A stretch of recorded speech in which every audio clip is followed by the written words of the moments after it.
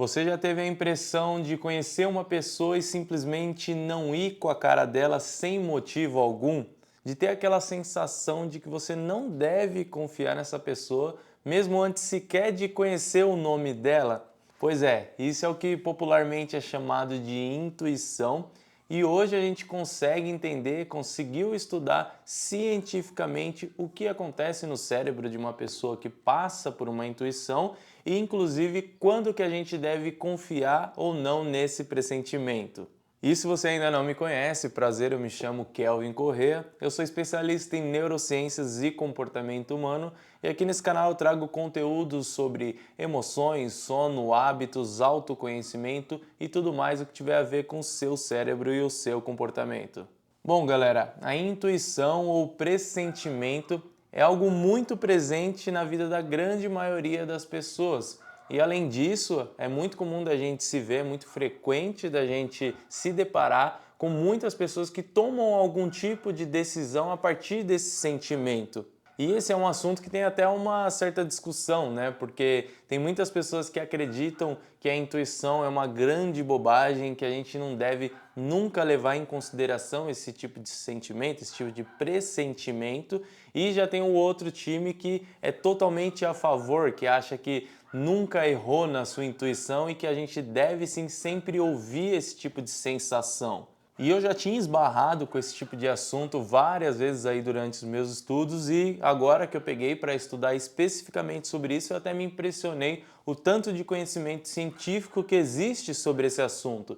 E é claro que, como sempre, quando eu esbarro com um assunto que seja relevante para a vida das pessoas e que tenha um grande conhecimento científico por trás, eu trago aqui para vocês tudo que a gente precisa saber e entender sobre isso de maneira prática na nossa vida. Então bora lá entender o que é intuição, o que não é, se é besteira, se é interessante, por que que o nosso cérebro cria esse tipo de percepção e, é claro, tudo isso baseado nos conhecimentos científicos. Aliás, aqui na descrição do vídeo, como sempre, tem algumas referências científicas aí, caso você queira estudar e se aprofundar um pouco mais, mas como eu sempre digo aqui, eu já funciono como essa ponte entre o conhecimento científico, de difícil acesso e de difícil entendimento também, e a sua vida prática. Então, se você não é da área que eu estudo, né, se você não era da área de neurociência, psicologia ou algo do gênero, não precisa se preocupar, é só acompanhar aqui até o final que você vai entender tudo. Então vamos começar do começo aqui, pessoal. A definição, a descrição mais comum da gente ouvir as pessoas falarem por aí e que inclusive muitas vezes está dentro dos dicionários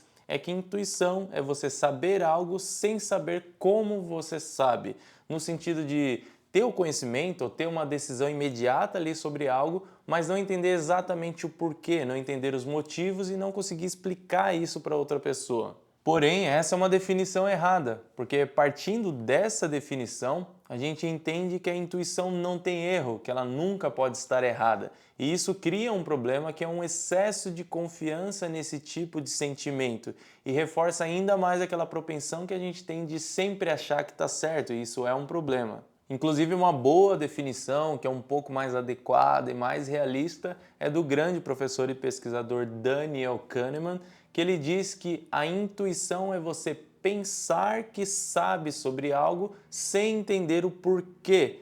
E essa pequena mudança na frase aí, essa pequena mudança na definição faz muita diferença de como a gente consegue entender esse fenômeno. Aliás, no final do vídeo eu vou citar novamente esse professor, porque ele é uma das maiores autoridades no mundo aí quando se fala de tomada de decisão, vieses comportamentais. Então, no final, quando eu for explicar para vocês quando a gente deve confiar ou não na nossa intuição, eu vou citar novamente esse nome, que ele tem uma pesquisa muito interessante sobre isso. Mas enfim, aqui a gente já começou a entender um pouco mais sobre esse assunto. A gente concluiu que sim, a intuição é como se você soubesse de algo, mas não soubesse explicar o porquê, não soubesse explicar os detalhes disso, mas também a gente entendeu que essa percepção pode muitas vezes estar errada, pode ser simplesmente um erro de percepção, como acontece no nosso dia a dia várias vezes, na verdade. Afinal, quantas vezes você já não viu uma sujeira no chão aí do seu quarto, da sua casa, e achou que era um rato, achou que era uma barata? É normal, isso é um problema de percepção, um erro que acontece que faz parte do nosso sistema nervoso. Mas então, por que que a intuição acontece? Por que a gente tem esse tipo de pressentimento? É um pouco estranho quando a gente passa por isso, né? Porque parece que a gente tem total certeza sobre algo, mas não tem um mísero argumento para afirmar, para explicar aquilo ali que a gente está sentindo. E a primeira coisa que você precisa entender é que o tempo todo toda a parte sensorial do nosso cérebro está ativa, ela está ligada e recebendo os estímulos do ambiente, mesmo que para você, na sua consciência, só chegue uma partezinha disso tudo. E parece um pouco confuso, mas presta atenção nesse exemplo aqui que vai ficar muito simples, muito certinho de você entender. Lembra de uma vez que você estava extremamente concentrado, extremamente concentrada em alguma coisa, talvez numa tarefa do trabalho ali, talvez assistindo um filme, uma série ou até conversando com uma pessoa ali num assunto muito importante. O que acontece não é basicamente que o mundo em volta some, você fica concentrado só naquilo ali que você está fazendo. Basicamente você nem ouve mais outros sons que tem ali no ambiente, ou às vezes até você não sente mais tanto sensações do nosso corpo. Você não sente, às vezes, uma dorzinha que estava ali no seu pé, a etiqueta da sua camiseta que está pinicando atrás, porque você fica extremamente concentrado naquilo ali e filtrando todas essas sensações, tudo isso que o seu sistema sensorial traz para você. Porém, todos esses outros estímulos estão acontecendo e sendo captados pelo seu cérebro, eles só não chegam ao nível consciente. Então, mesmo que você não tenha percebido, quando você deu de cara com essa pessoa que você não gostou, o seu cérebro ele fez como se fosse uma leitura de tudo que essa pessoa apresenta para você e automaticamente isso gera um início da intuição que seria basicamente pegar toda essa leitura e fazer uma consulta dentro das suas memórias em relação a essa pessoa, ou dependendo se for uma situação que você teve uma intuição, também tenta associar aí todas as suas memórias com aquilo que você se deparou ali na sua frente. Porém, diferente do que geralmente acontece, as memórias que são consultadas nesse tipo de situação são as não declarativas, ou também chamadas de memórias implícitas, que são aquelas que estão dentro lá, vamos dizer, da nossa base de dados, do nosso banco de dados, mas a gente não consegue exibir de forma explícita, a gente não consegue explicar para outra pessoa.